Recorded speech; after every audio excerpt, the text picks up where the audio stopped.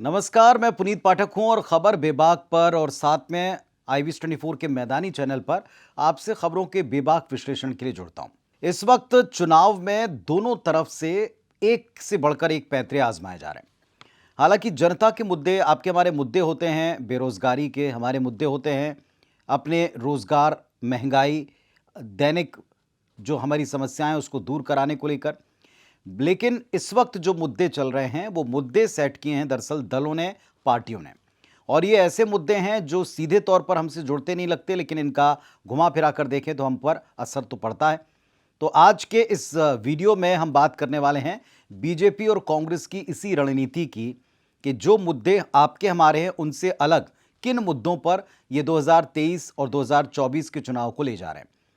आज आपने देखा ही होगा कि केंद्रीय मंत्री रहे रविशंकर प्रसाद, जो पहले कैबिनेट मिनिस्टर थे केंद्र में, वो दरअसल सरकार के और भारतीय जनता पार्टी के प्रवक्ता के तौर पर कई बार आपको टेलीविजन स्क्रीन पर दिखते हैं।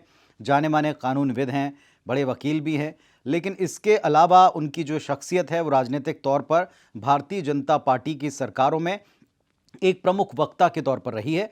तो आज केंद्र सरकार की तरफ से छत्तीसगढ़ में उनको भेजा गया था सोशल मीडिया की एक वर्कशॉप कंडक्ट करने के लिए। जो भारतीय जनता पार्टी के कैंडिडेट बने हैं और जो भारतीय जनता पार्टी के सोशल मीडिया को हैंडल करेंगे यहाँ पर, उनकी एक वर्कशॉप थी।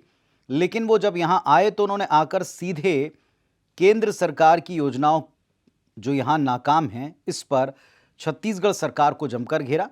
छत्तीसगढ़ सरकार से ज़्यादा उन्होंने दरअसल भूपेश बघेल, मुख्यमंत्री छत्तीसगढ़ को घेरा और एक एक करके कई ऐसे गंभीर आरोप लगाए जिनके बीच में से आप निकाल सकते हैं कि ये वो मुद्दे हैं जिनको दरअसल बीजेपी 2023 में कैश कराना चाहती है या इन पर परिवर्तन को या परिवर्तन के नारे को पूरा करना चाहती है।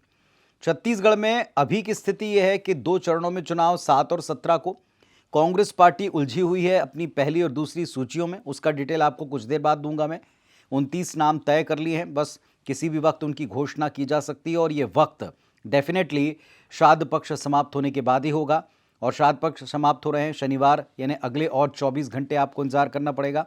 शनिवार की देर रात में या बहुत हद तक जो रविवार है उसके पहले दिन जारी होंगे और ये बात क्लियर भी आज कर दी गई, उस पर लेकिन बाद में आऊँगा।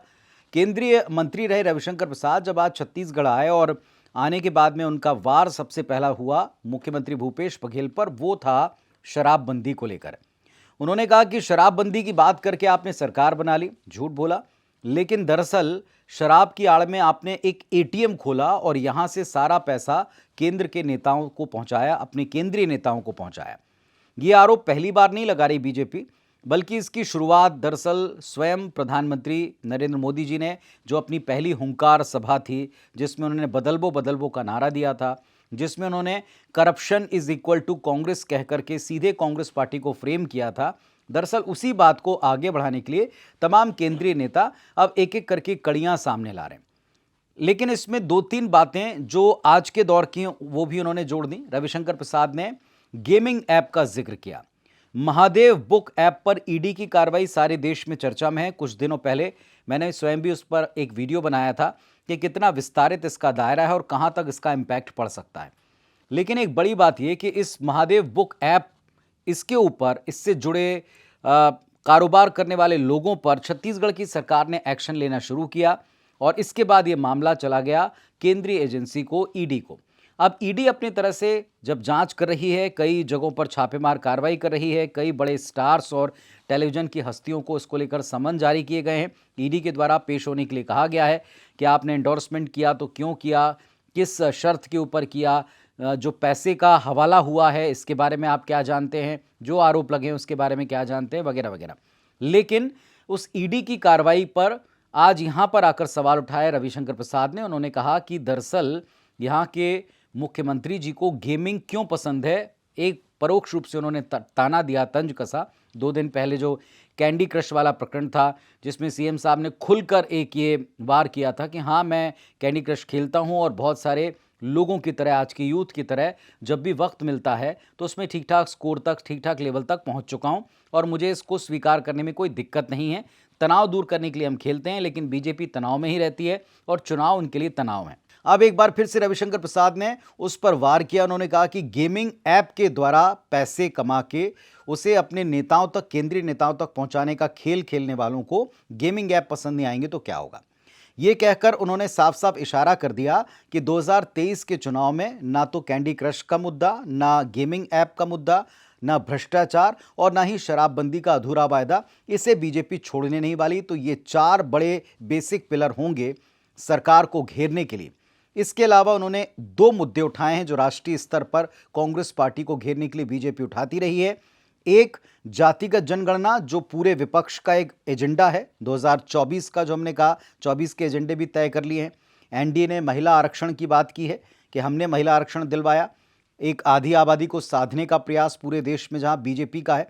तो दूसरी तरफ इंडिया का जातिगत जनगणना और इसके साथ साथ ओबीसी को उसका हक देना, जो सबसे बड़ा वर्ग पूरे देश में हर एक राज्य में है, उसको उन्होंने अपना एजेंडा बनाया।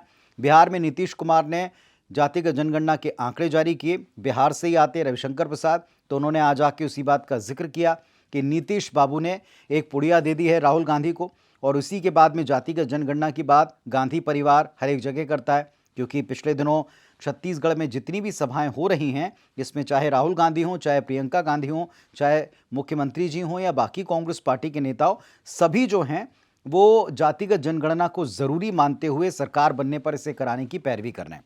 तो इस पर भी रविशंकर प्रसाद ने निशाना साधा। तो एक तरह से जो कांग्रेस पार्टी का और विपक्षी गठबंधन इंडिया का मूड है, मुद्दा है, इसे खारिज करने की कोशिश की रविशंकर प्रसाद ने।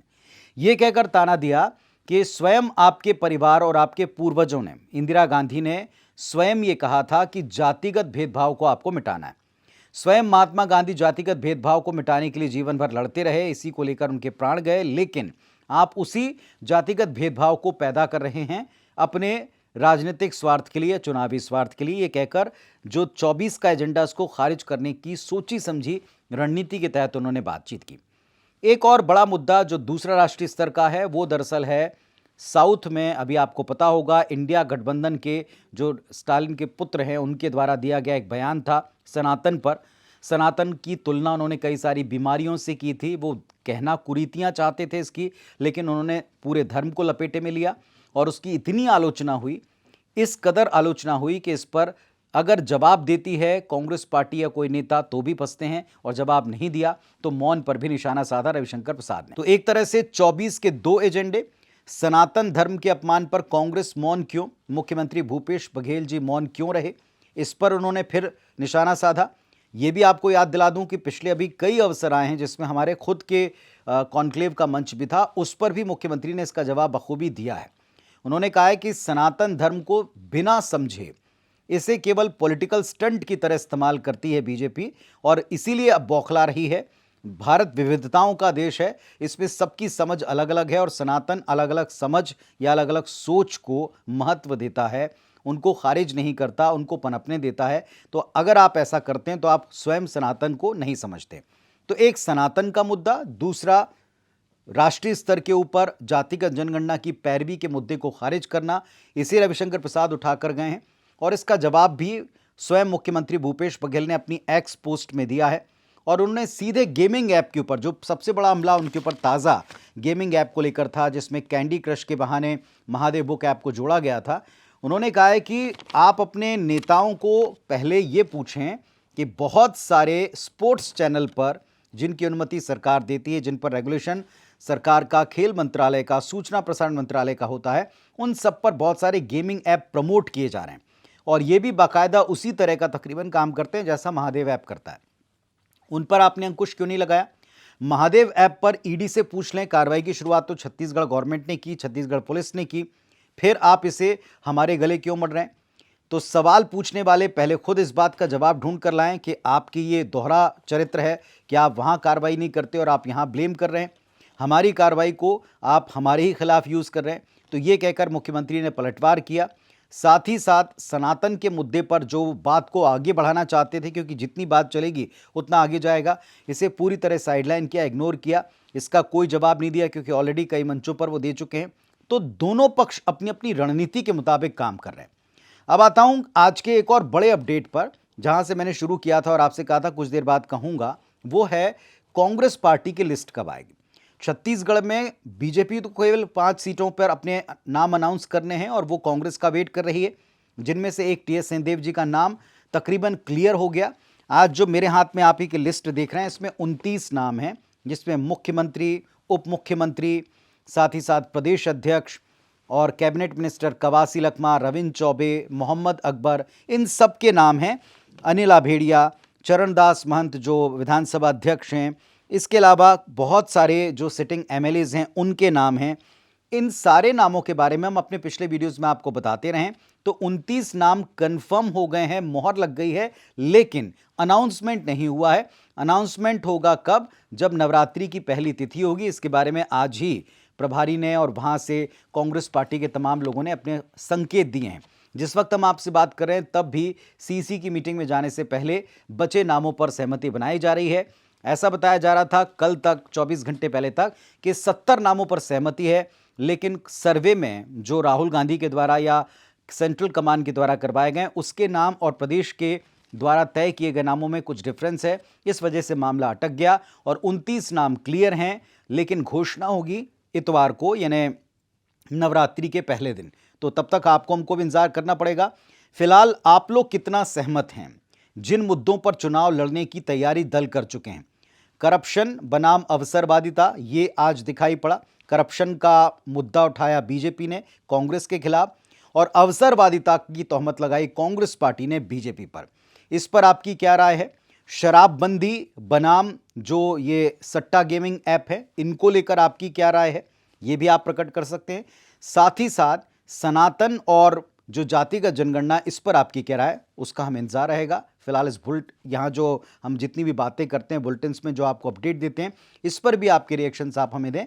कुछ कमेंट्स मुझे मिलते रहते हैं, उनके लिए बहुत बहुत धन्यवाद। मैं कोशिश करता हूं उसको रिप्लाई करने की। नमस्कार।